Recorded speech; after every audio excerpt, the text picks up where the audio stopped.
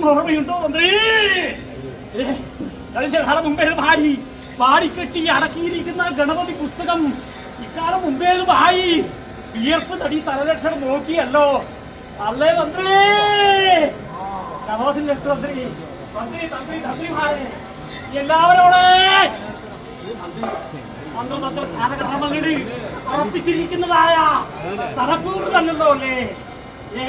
ഞങ്ങളിരിക്കുന്നതായ മന്ത്രകുട്ടികൾക്ക് അന്ന് ചൂട്ട് കാട്ടി കൊടുത്തിരിക്കുന്ന തലക്കൂർ അത് വിശേഷിച്ച് ഞങ്ങളിരിക്കുന്നതായ അമൃത് തന്നല്ലോ നിങ്ങൾക്ക് അല്ലേ? അങ്ങനെയുള്ളതായിരിക്കുന്ന സ്നാനം കഴിഞ്ഞാല് സന്ധ്യാദീപം അങ്ങനെ കണ്ടു. സ്നാനം, ജപം, പൂജ അങ്ങനെയുള്ളതായിരിക്കുന്ന കർമ്മങ്ങൾക്ക് വളർത്തിട്ട ബ്രഹ്മത്തിനും ഉടിക്കിട്ട പുഷ്പത്തിനും വേദപഞ്ചാക്ഷരി മന്ത്രങ്ങൾക്കും ഇന്നേവരേക്കും വിഘ്നം വരുത്തിയിട്ടുള്ളല്ലോ അല്ലേ തന്ത്രി? ഇത്ര മുമ്പേമായിട്ട് നടയെ വിളിച്ചിരിക്കുന്ന എല്ലാവരുടെ ഒന്ന് ഈ ഞാൻ കയറിയിരിക്കുന്ന വള്ളം ഞാൻ തന്നല്ലോ രാജാവ്, അങ്ങനെ തന്നല്ലോ അല്ലേ?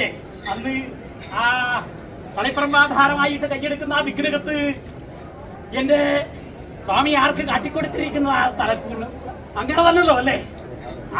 ആ സ്ഥലം മുമ്പേതുമായിട്ട് ഞങ്ങൾ തിരിക്കുന്നതായ പ്രതിഷ്ഠ ഉണ്ടല്ലോ അല്ലേ? അന്ന് ശൈവ വൈഷ്ണവരായിരിക്കുന്നതായ ദേവിയെ പ്രതിഷ്ഠിച്ചു. അതിലും വിശേഷിച്ച് അല്ലേ? അതിലും വിശേഷിച്ച് ഞാനെന്തിരിക്കുന്നതായ അനുഭവങ്ങളൊക്കെ കാട്ടിക്കൊടുത്തിരിക്കുന്നതായ തറവാടും പേരും പ്രസിദ്ധിയുമുള്ള തറവാടാണല്ലോ. അന്യം നിന്ന് പോകാതെ കൊണ്ടുപിടിക്കാൻ തക്കവണ്ണം ഞങ്ങൾ ഏവരുണ്ട്.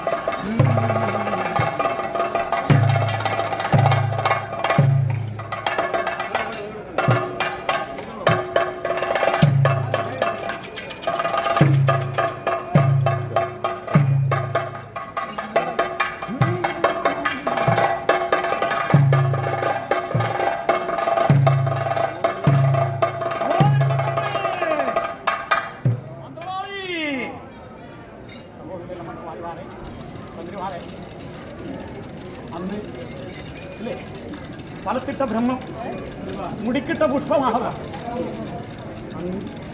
നിങ്ങൾ ചൊല്ലിയിരിക്കുന്നതായ പഞ്ചാക്ഷരി മന്ത്രങ്ങൾക്ക് ഇതോ കഥ എന്ന് പറയിക്കാനാണ് വരുത്തിയിട്ടുള്ളത്.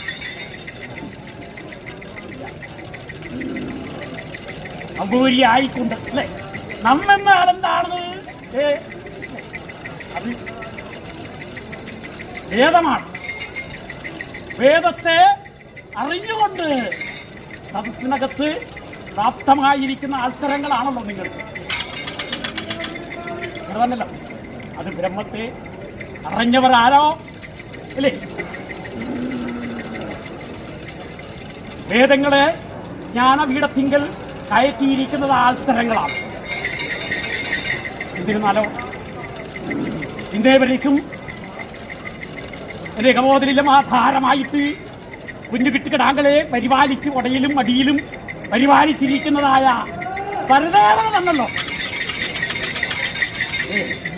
അന്ന് പൂർവികന്മാർ നട്ടു നനഞ്ഞിരിക്കുന്നതായ ഒരു പടാവൃക്ഷമാണല്ലോ മന്ത്രവാദിമാരെ.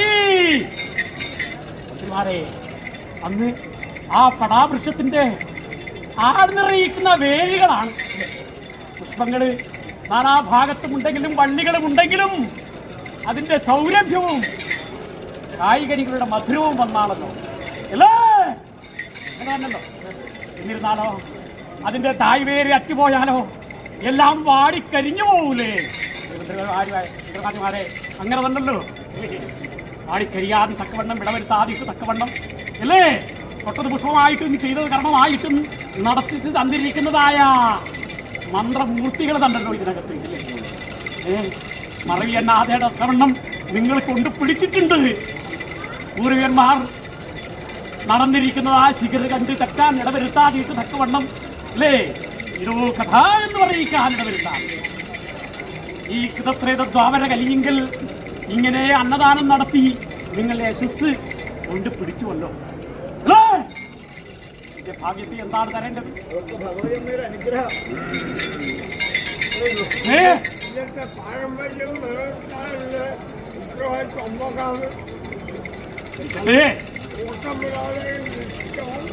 എന്റെ മാതാവിനെ കഴിച്ചാൽ പോറ്റിപ്പൊളിച്ചുള്ള അച്ചിയായിട്ട് പടിഞ്ഞാറ്റകത്ത് അനേകം കഞ്ഞി വാരി കൊടുത്തിരിക്കുന്നതായ പൂർവികന്മാരായിരിക്കുന്ന മാതാക്കന്മാർ നടന്നിരിക്കുന്നതായ ഒരു തറവാടാണല്ലോ.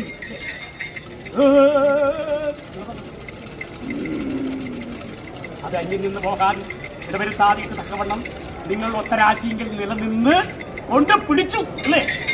നമ്മളെ ഗ്രാമത്തിന്റെ തന്നെ ഉഗ്രതയോടെയിരിക്കണം. സന്തോഷമായി അങ്ങനെ ഈ ഗ്രാമത്തിന്റെ ഉഗ്രമൂർത്തിയായി നിന്നുകൊണ്ട് കള്ളക്കാലി കടക്കുന്ന ദിക്കിനകത്ത് കവടപ്പൊളി കൊടുത്ത് രക്ഷിച്ച് അല്ലേ? പരിപാലനം നടത്തി അല്ലേ? ഭക്തന്മാർക്ക് അല്ലേ? ഭക്തി പലതരത്തിലുണ്ട്. കാമത്താൽ ഗോവസ്ത്രീകൾക്ക് ഭയം കൊണ്ട് കംസനി, ദേഷ്യം കൊണ്ട് ശിശുപാലന്മാർക്ക്, സംബന്ധം കൊണ്ട് യാത്രന്മാർക്ക്, ഭക്തിയാൽ പാണ്ഡവന്മാർക്കുണ്ടായിരിക്കുന്നതായ ഭക്തി ഏവർക്കും ഉണ്ടായിരിക്കട്ടെ കേട്ടോ. ഇതങ്ങള് അത് അതേ വിളിച്ചിരിക്കുന്ന വിളിയാണ് ദേവി അറിയാൻ ആദ്യം തക്കവണ്ണം കൊണ്ട് പിടിച്ചു. അത്ര സമുദ്രത്തിൽ വർഷിക്കുന്നില്ല അത്ര മൊഴിയെ പോലെ. ശരിയോ? എൻ്റെ